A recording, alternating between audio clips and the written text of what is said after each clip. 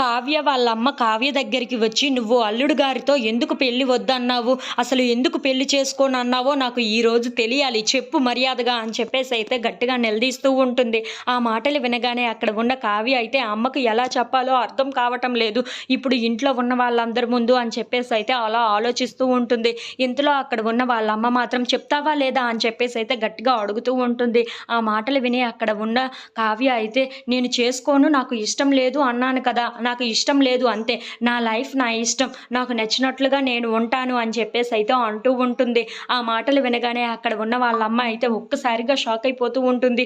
ఏంటి కావ్య తన జీవితాన్ని తనే నాశనం చేసుకుంటుంది అని చెప్పేసైతే అనుకుంటూ చాలా బాధపడుతూ అయితే బయటికి వెళ్ళిపోతూ ఉంటుంది.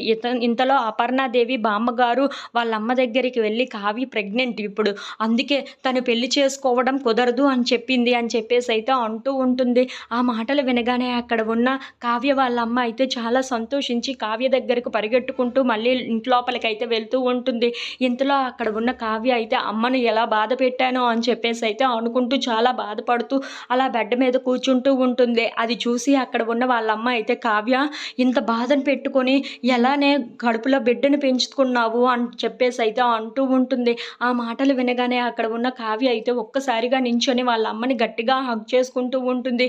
"ఏంటే కావ్య, నీకు ఈ పరిస్థితి ఎలా వచ్చింది" అని చెప్పేసైతే అంటూ ఉంటుంది. ఆ మాటలు వినగానే అక్కడ ఉన్న కావ్య మాత్రం చాలా బాధపడుతూ వాళ్ళ అమ్మని పట్టుకొని ఏడుస్తూ ఉంటుంది. ఇంతలో అక్కడికి రుద్రాణి వచ్చి, "ఏంటి వీళ్ళు ఏమో మాట్లాడుకుంటున్నారు" అని చెప్పేసైతే ఆ మాటలన్నీ వింటూ ఉంటుంది. అంటే కావ్య ఇప్పుడు ప్రెగ్నెంటా అని చెప్పేసైతే అనుకుంటూ ఒక్కసారిగా షాక్ అయిపోతూ ఉంటుంది. If you like this video, please like, share and subscribe.